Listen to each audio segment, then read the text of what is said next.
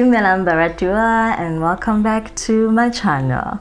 My name is still Puleng and this is Simply Puleng.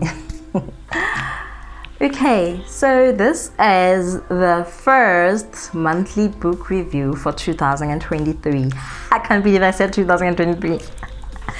So grown up of me. This is the first book review for 2023. I decided to challenge myself to read at least one book a month because it has been a long time since I last read. I think the last time I touched the book was 8 months ago. Yeah, but then in my defense, I've been going through a pretty rough time. I suffer, or I'm living with, let's not say suffer, I'm living with major depressive disorder. So sometimes I get in a serious funk and I lose myself. So yeah. This decision came about from me deciding it's time I just reclaim myself, so get back into my normal routine of reading, because even Slungu was running away from me now, because your girl hadn't read in a while, my vocabulary was diminishing, and I figured let me just get back to reading so I can be the wonderful, well-spoken person that I know myself to be, the wonderful, well-informed person that I know myself to be. So I decided the perfect book right now would be this one, The Monk Who Sold His Ferrari by Sharma. We actually have history, me and this book. I tried to read this book in 2018 and I only got to I think page 25 and I was out. In my defense, there's nothing wrong with the book, but at the time it felt a bit mediocre. Thing is, I had just finished reading Paulo Coelho's which one is that? The Pilgrimage. I had just read Paulo Coelho's The Pilgrimage. So to go from Paulo Coelho to Sharma, it was a bit of a shock to my nervous system, and I couldn't complete the book because it felt a bit too blah for my liking. But now, since I haven't read in a long time, this was quite refreshing and almost perfect for the state that I find myself in, because I'm currently shaking off one of the biggest depressive states of my life. So okay, basically the book, it tells the story of this Julian guy. Julian was a hotshot lawyer, and then his life choices, because he sold his Ferrari.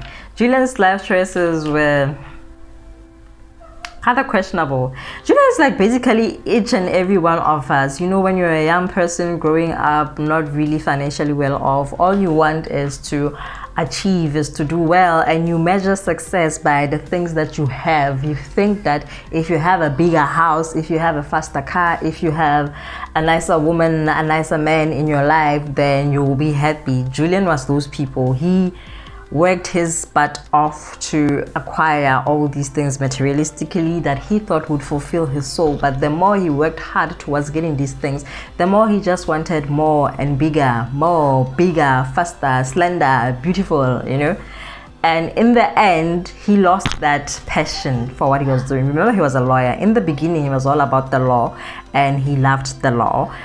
And that's what pushed him. But at the end, he lost that hunger, that lust for life. He lost it and ended up too focused on what he wanted, on what he thought would make him happy, which in the end did not make him happy until this one fateful day he suffered a heart attack in court. Embarrassism is not a word. Yeah, so after that, it was the last time his friend John ever heard from him. Then he returned later.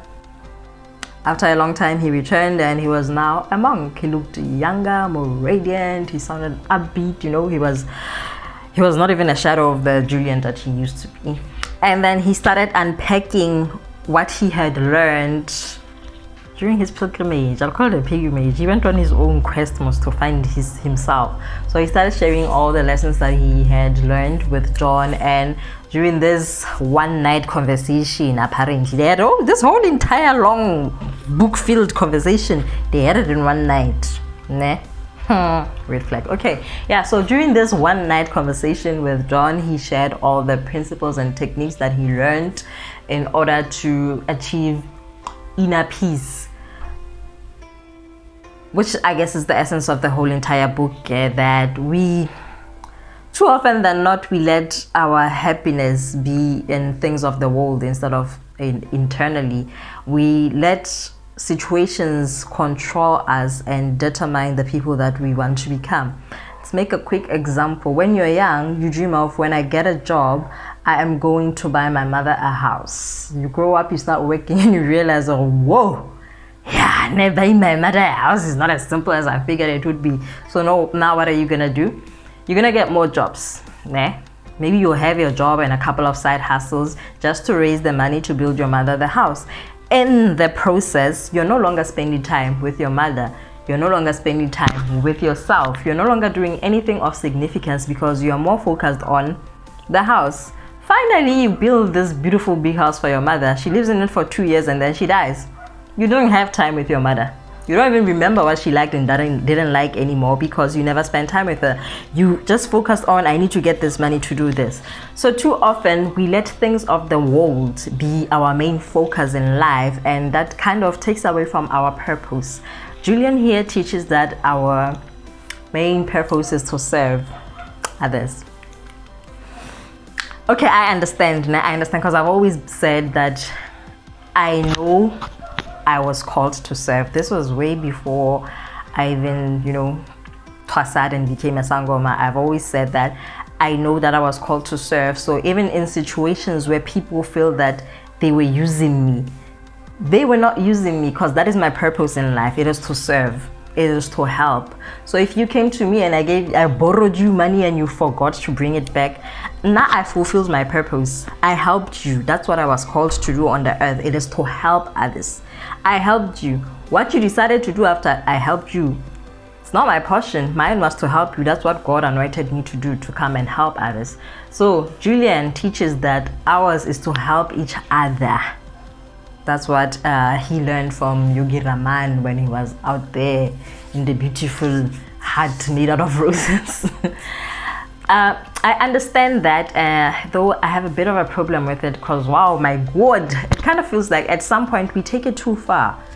It's one of the things that caused my big depression last year. Is sharp, it's my calling that I should be helping people, but it got to a point I was like, I care so much for these people. I put myself out there for these people. I'm fighting battles for these people, battles that I'm not even aware that I'm doing, that I'm fighting for them. I'm putting myself out there. I'm putting my family at risk. I'm putting everything at risk, fighting for these people, keeping these people safe. And in the end, it felt like nobody's looking out for me the way I'm looking out for other people. And no matter how good you are to people, they will always believe what they want to believe about you. So narratives were created and whatnot, and the same people that I was putting my life on the line for turned against me. I'm like, yes, it felt like it's too much. Why, God, are you doing this to me? Why are you sending me to save people who don't even want to be saved, people who don't even appreciate what you're doing for them?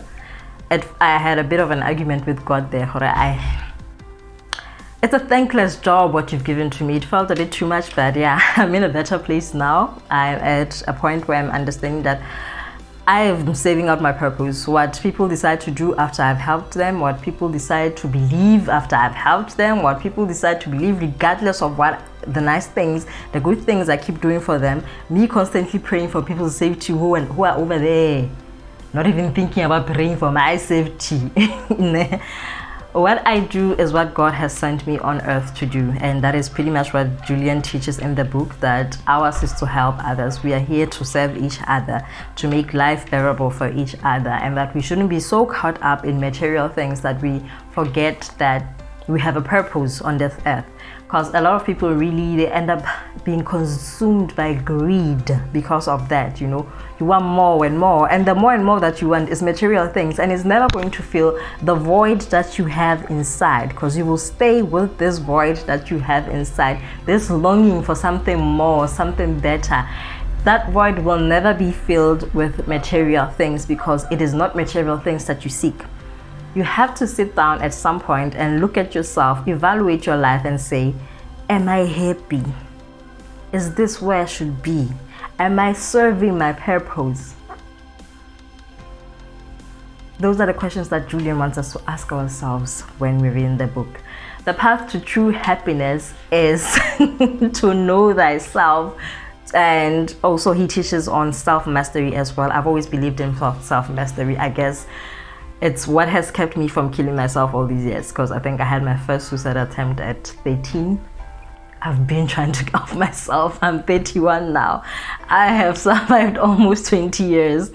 So I've always been a student of self-mastery, because I believe when you master your emotions, when you master your time, when you master your thoughts, then you are able to master your life. You're able to be in control of your life. So the book, really, if you're going through some hard things, if you're feeling like you need some changes in your life, I would really recommend this book. It's a very nice and easy read. No bombastic words. It's plain and simple. Okay, that was my opinion on the book. Right now, I'm just gonna, for those who do not know me, basically the book teaches 7 virtues. The first one, which is master your mind. The second one, follow your purpose. The third one, practice kaizen. The fourth one, live with discipline. The fifth one, respect your time. Hey, when you respect your time, you will respect our time as well. Because if you don't respect your time, you'll be those people, meeting starts at 11. You get there at 11:05. You're like, but I'm still on time. We said meeting at 11, not at 11:05 and start talking at 11:30. Respect your time and respect other people's time. We're not going to be here for a very long time at all. Number 6, selflessly serve others. Number 7, embrace the present. Let's speak more on embracing the present before I go off. What is it again? Embrace the present. Embrace the present brings us back to what I just said, that we are not going to be here for long. You do not know how long you're going to be alive. Saying I will take the time to relax when I retire. Who said you're going to live long enough to retire?